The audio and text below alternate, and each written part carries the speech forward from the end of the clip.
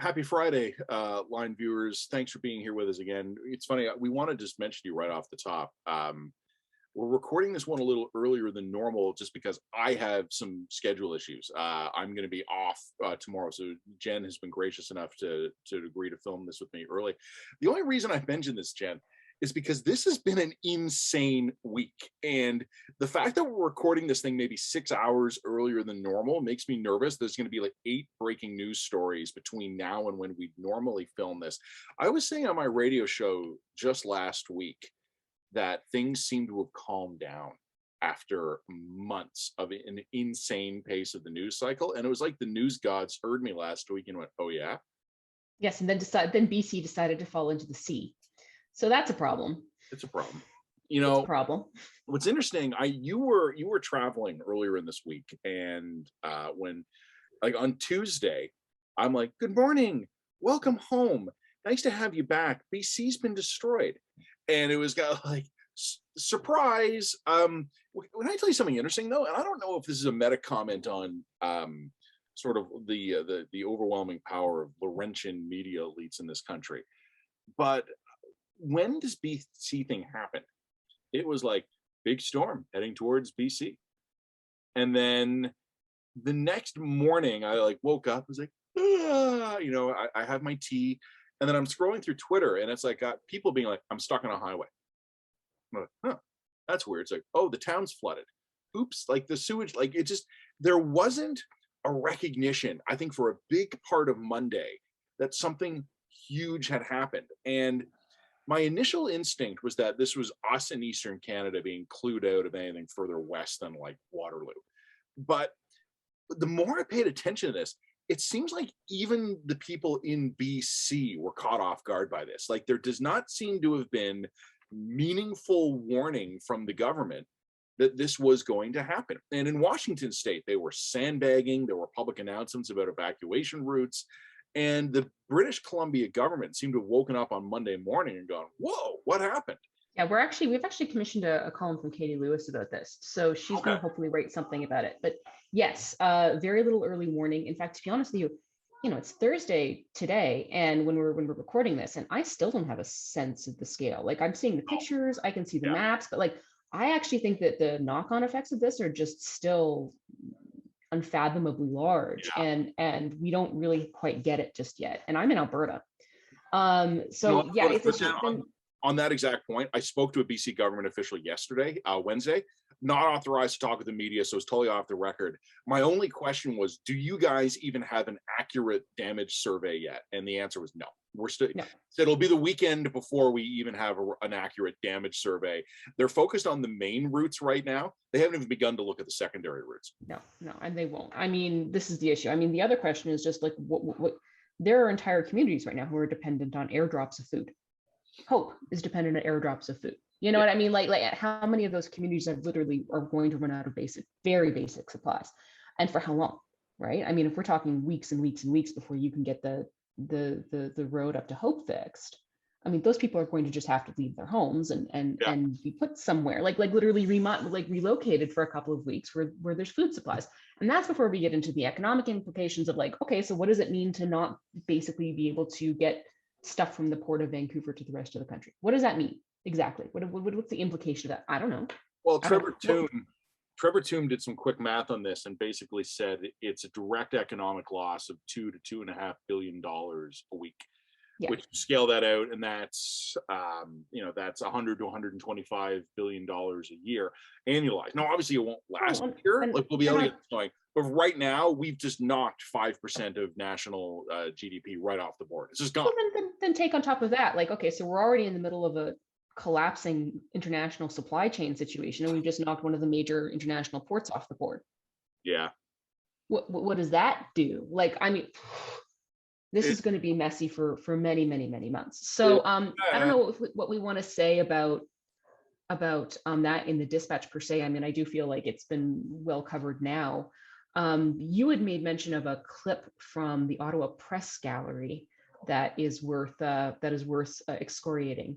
So yes. That I'm looking forward to. Yeah, let me just return to that in 1 minute though, because let me tell you I will tell you what I am going to write about this BC thing. it's going to follow on a little bit of my column, which went live this morning. And I know you're working on your column now. I've seen the outline of the column that'll pop up on Friday.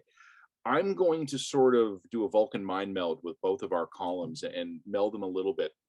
I had an interesting conversation the other day, and I don't like to dump on people. Like, you and I are news hounds. Like, this is what we do, and I don't blame the broader public for not being as passionate or as engaged in the stuff that we get really excited about. But I was having a conversation with someone. I think there was a palpable change in Eastern Canada, at least from my view of it, on Wednesday. It was kind of a delayed, holy shit, something actually has happened in BC. Like, people were about 24, 48 hours behind. And then what has been driven home to me yet again in this is how low the literacy is of Canadians. And I don't mean of any particular favor. I don't mean partisan, geographic. I don't mean anything like that. We don't know where our stuff comes from. Like, we have had so many generations of, well, where does our food come from? Duh, the supermarket. And like, I was trying to explain to someone what it could mean for like, you can always explain to someone, if the town is isolated and the food trucks can't get in, the town will run out of food. People can understand that. They go, oh, okay, the grocery store runs out of food. But what they can't understand is, because it's invisible and in the background, is how intricate the networks are of all the stuff that allow this to happen. And what I was trying to explain to this person who is like, but like, why are the supply chains bad? Like, okay, so the Port of Vancouver shut down, but we have trucks. We can send them to Alberta, and they can bring food from Alberta into BC. And I'm like, the trucks are stuck on the highways. Like, there are hundreds at least of long haul freight trucks, and also Alberta doesn't have a port, so that's one of the downsides to all that. Like, we have no. And this is where it gets synergistic, right? Because what's going to happen is that there are hundreds of either long haul trucks or rail cars that are stranded. They're not damaged or destroyed, but they're stuck between slides. And so are the crew that run them. And they're stuck. And we can clear the tracks and rebuild the roads and free these trucks. But until we do, the North America-wide inventory of logistics vehicles, which is already in rough shape, has just taken a hit. And we can supply Alberta from Eastern Canada, because you guys get a ton of your supplies. And when we also get our supplies from the US as well, right? Like, you can reroute this. It's not like we're all going to die here. No, we can do this. Like, this is, and the logistics systems to do this are in place. But there are hundreds of trucks and trains that are out of action because they've just been taken off the board because they're stuck. And it just occurs to me that there is something to be said, maybe a broader philosophical point. 150 years ago, something like 50% of North Americans worked in agriculture. Like, when we were hungry, we took the chicken and went whack, and we took its head off, and then we cooked it. We are so far removed from where our raw inputs come from that I don't think the average Canadian has given the slightest thought to how intricate the system is, because it works. Most of the time, it works. Sometimes it stops working, and these systems are so complicated now. When it stops working, it just stops. Well, so what's interesting to me is that, like, I'm seeing pictures out of central BC of basically in the flood affected areas. The supermarkets are just empty. Like, people panic buy, they stocked up, they hoarded. And I'm thinking, like, I remember when that happened during COVID, where shelves started to go empty, and it just blew my mind, because I had never seen that in my life. I'd never seen empty shelves in a grocery store in my entire privileged first world fucking life. Yep. And all of a sudden now I'm seeing it twice. I'm seeing it twice in the course of 2 years. Isn't that wild? Right? So, I mean, this is where my column gets into this. It's the idea of compounding failures. It's not just the system's very resilient. It can handle one problem. And then you start adding two, and then you start adding three, and then you start realizing that the problems compound upon one another and they metastasize through the system. Yep. And before you know it, everything is collapsing and failing. I mean, this is the other problem that I think people don't quite wrap their head around. I mean, all of these resources have now been deployed to help BC. They will have to be there for a couple of weeks. Let's hope there's no major winter storm. Yep. Like, let's hope there's no really, really bad winter storm in, November and December of 2021, or we're like. Well, you know we're what? out of route. We're done. Like, I got, there's no more resources. There's no more help. I got one note from a friend, and you'd like this guy. He's not a journalist. He's just a buddy in real life. And I just got this text from him. Like, doo-doo-doo. I look at my phone, and it was just a few words. It just said, "I hope there's no ice storm in Ontario and Quebec." Yeah. And he's right, because the military response that needs to pour into BC right now is going to come from all over the country, but we're going to strip units bare in central and eastern Canada to free up the bodies to send to BC. And let's hope that there's no late season hurricane that goes up and whacks Halifax, so that there's not some nasty ice storm that hits Let's Montreal. hope there's no earthquake. Let's hope there's no, like, even a fairly ordinary but serious disaster right now would be probably more than we could handle. I mean, we are so close to that line. Here's the thing. The military has three key jobs in this country. I almost put this in my column, but I didn't because it was long enough already. But there's three broad jobs that we could say the military fulfills. Support domestic security. That means everything, riots to disasters. It also includes defending Canadian territory from outside attack.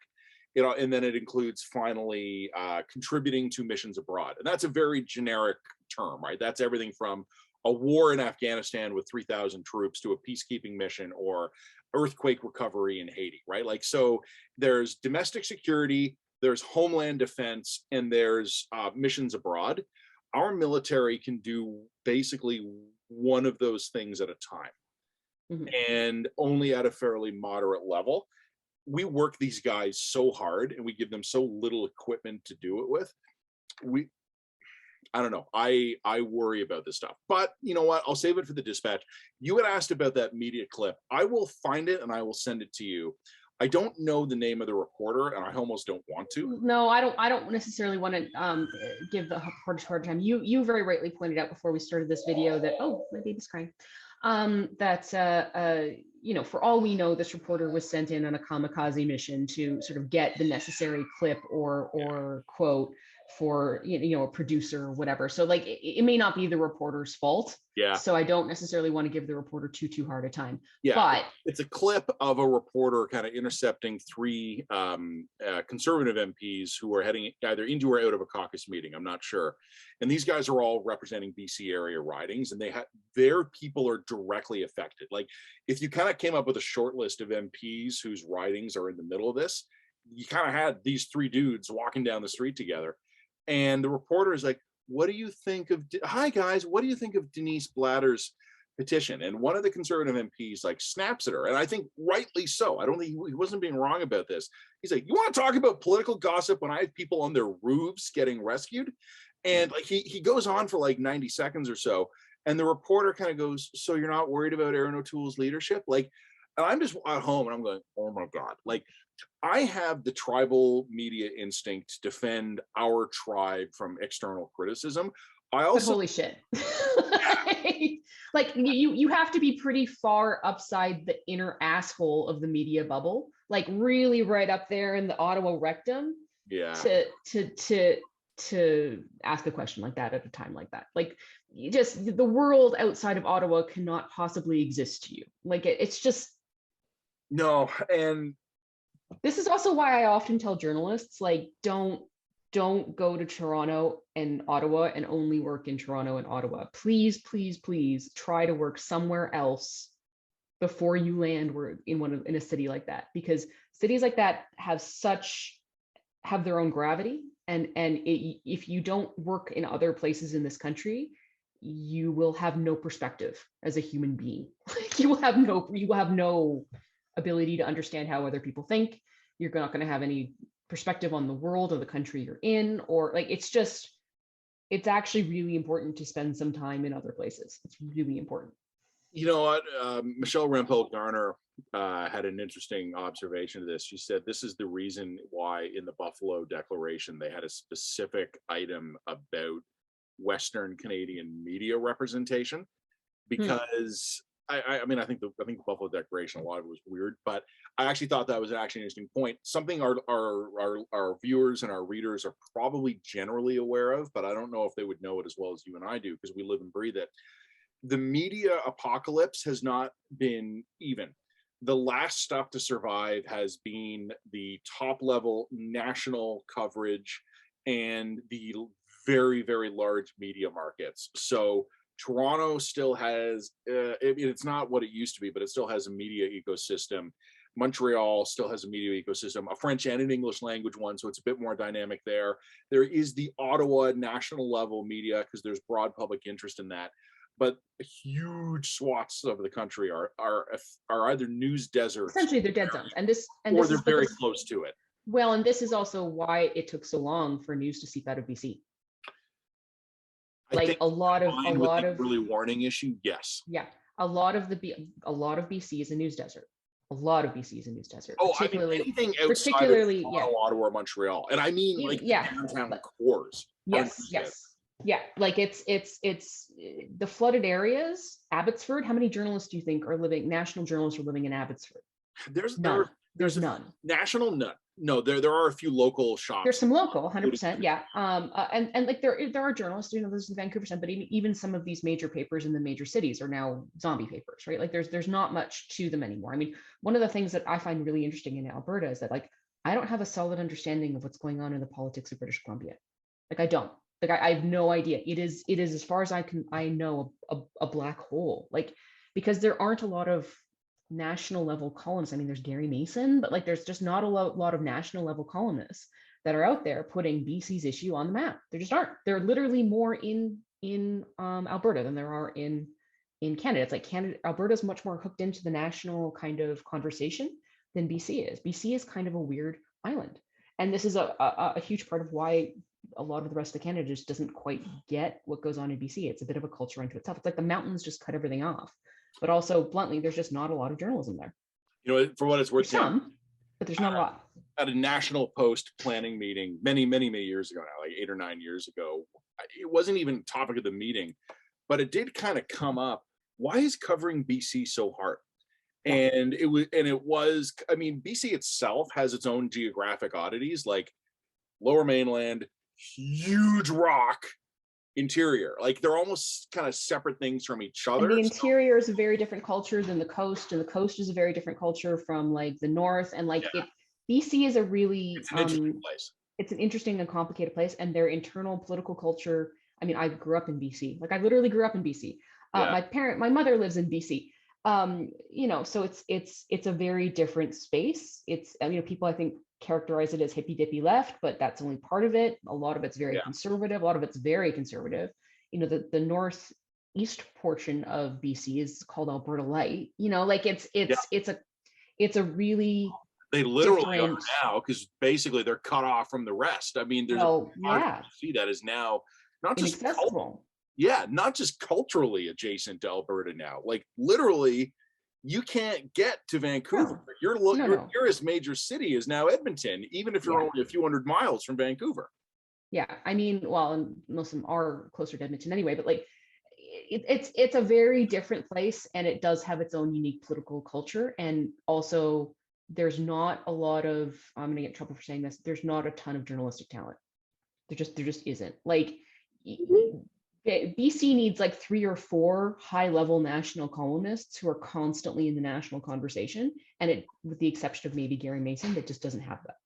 So it winds up being very insular, and they're talking to themselves, and they're not really having conversations with the rest of the country. What happens, Jen, and this is not a criticism of anyone, but you and I know this, is that in the rapidly shrinking media markets, what the provincial agencies have done, or the organizations in a province, they've put their effort into province coverage. So you'd still find good legislative coverage in Alberta, but that has been at the expense. Alberta's unique because of its own unique political factors, but local has been stripped to the bone. And if it's a small market, there's nothing left. There. I mean, the other national stuff has been pulled back too. Yeah, the other interesting province that is often a bit of a dark zone is Manitoba. Manitoba just like there's they're like, we can't, I don't know what's going on in Manitoba. Like, you know what I mean? Like it's pretty rough. So anyway, and also the other thing that I found that as a correspondent at the National Post is that, you know, your sphere of responsibility just massively expands, right? So it was like, it wasn't just my job to know Alberta. I also had to know what was going on in Saskatchewan and Manitoba and BC and all of these places. And it's like, nobody can do that. Like it's like, that's, you can't do that well. Like I can keep track of what's happening in the local papers, but then, you know, when the local papers start to die, you're kind of stuck. So it becomes a real issue. So, no, I've Anyway. had the same experience. You're reading the local papers, trying to get the local feel, and then you're realizing that it's all Canadian Press wire copy run out of Yeah. Toronto. Yeah, exactly. All right. So anyway, so all right, we've got some stuff to talk about on the BC front. Alberta, Kenney, yeah, Trudeau, Kenney, Trudeau, awkward press conference. I mean, we were talking about the terrible press conference where Trudeau was handing Alberta $4 billion to start its daycare program, and like Kenney was trying to play big shot, screw you. This is just money that, you know, we have already sent you, kind of thing, which I mean is always going to play well in Alberta. But the conversation that we were having about this is just, it just strikes us that these two personalities are absolutely unable and poorly situated to solve some of the real intractable issues that Alberta has with Ottawa and vice versa. Like essentially, Alberta has set itself up as a political grievance culture where it wants things that are not feasible and it will never achieve with the current confederation of arrangement. And then when people get angry that this is not achievable, they get angry and vote for the most angry sounding anti-Ottawa politician. So, and this is a cycle that rinses and repeats over and over again. And like Justin Trudeau is playing the cartoon villain. Like, you know, he couldn't be better crafted, either his personality, his background, but also, you know, his actual actions and words could not be better crafted to feed right into that grievance culture. So they've created like this mutual symbiosis, and it's incredibly dysfunctional. And it was just fully on display during that very odd press conference. So it's fascinating and funny. It's, you know, the funny thing is too, Jason Kenney, you and I have talked a lot about in recent weeks about Jason Kenney, because obviously his political problems. Jason Kenney, I've always thought, has generally struck the right tone on federalist issues, which, I mean, he's always said, proud Canadians need a better deal, but not because we're greedy, but because we want to contribute to this country properly and we want to build a stronger Canada. I've always thought he had exactly the right attitude on this. What's interesting, though, is that look at the objective problems Alberta has. Look at the objective problems that Canada has. And I don't mean with Alberta, but I mean strategically, right? I mean, we have national level problems. Alberta has provincial level problems. I don't think you can fix all of them, but I think you can fix a lot of them. And I look at, if I was to try and sketch out a national leader who was the wrong guy for this, purely based on his personality, he's literally named Trudeau. Yeah. Like he's the wrong guy for it. And but I would say that I say Kenney's the wrong guy for it too, because Alberta keeps on trying to have that both ways. We want the leverage of a separatist state, but we don't have the balls to separate. So essentially you've got a bunch of premiers playing tough guy, but no leverage to back it up. And like, look, Alberta's going to have to basically fish or cut bait here. It's either got to go separatist and just play the odds and see where that goes if it doesn't want to be in Canada anymore, or it's going to have to learn how to play nice within Canada. But the current, like, we're going to like play separatist for show, but everybody knows we're not really going anywhere. That's a stupid strategy. It's actually dumb. Like, nobody believes that. Nobody buys it. So it's you know, Kenney's the wrong guy too. Like, they're both the wrong guy in the wrong place at the wrong time. Yeah, sorry, I'm getting text messages here. I thought to myself I should mute my speakers, but then I would mute you, and I would not deny myself access to your pleasure. The pleasure of talking to me. There you go. Anyway, so I think there's a thing that you'll whip up something on that. I'm going to whip up something that, and then of course we're getting another piece about athletes, Olympics. Yes. Okay.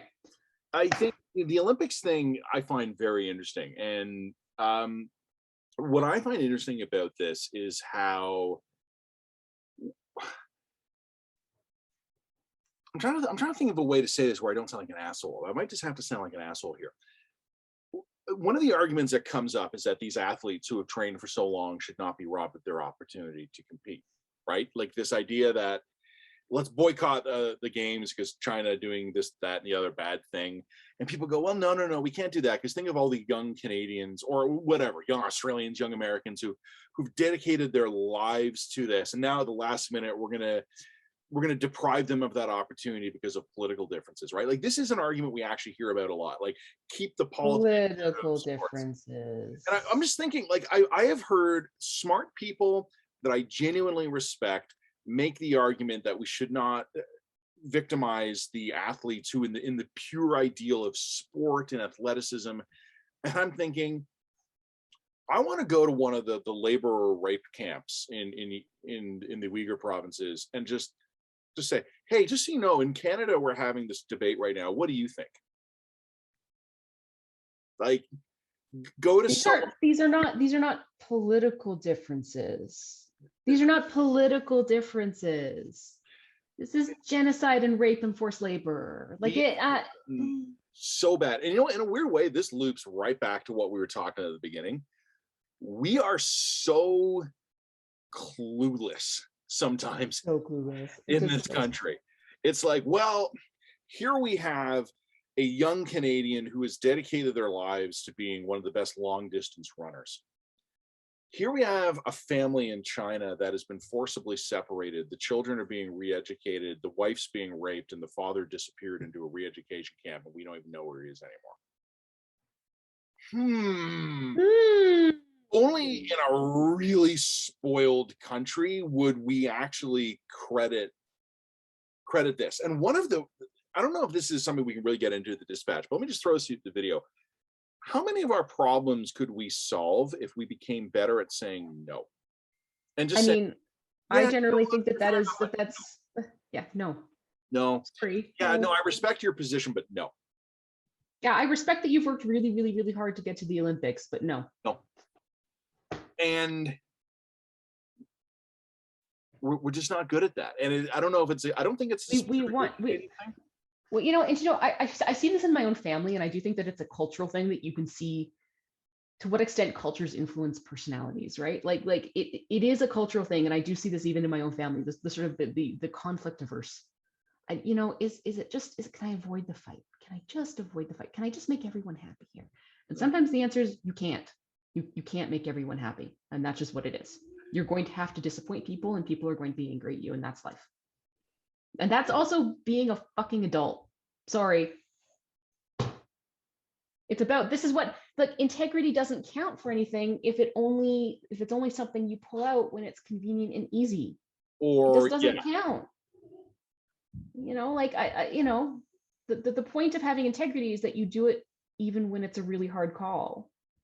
That's why it's integrity. There will always be, and I mean, I think this is part of how our political culture has gotten into problems as well, because there will always be someone who is hurt by literally everything, which is why we do nothing. That's right. Like there is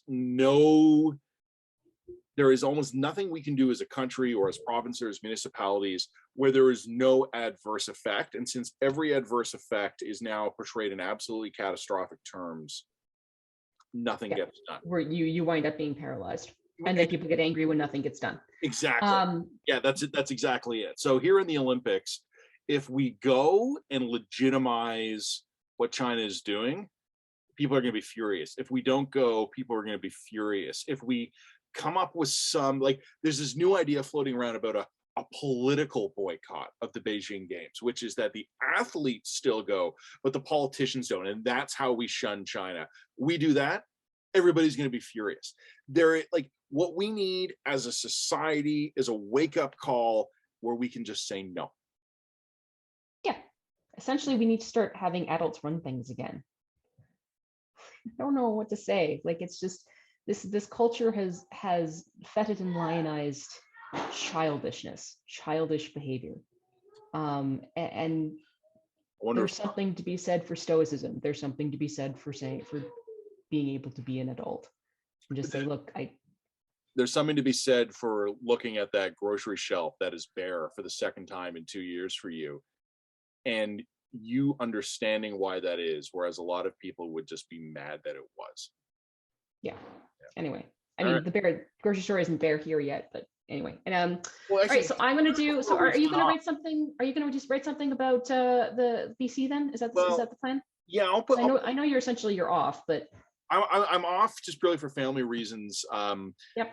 My kids are out of school tomorrow. It's a PA day, so I'm going to keep Yep. my workload light and just hang out with them. I'll do something on BC and sort of the national wake up call that we keep ignoring. You'll do Kenney, Trudeau, Alberta stuff. Do you want to do the media fail?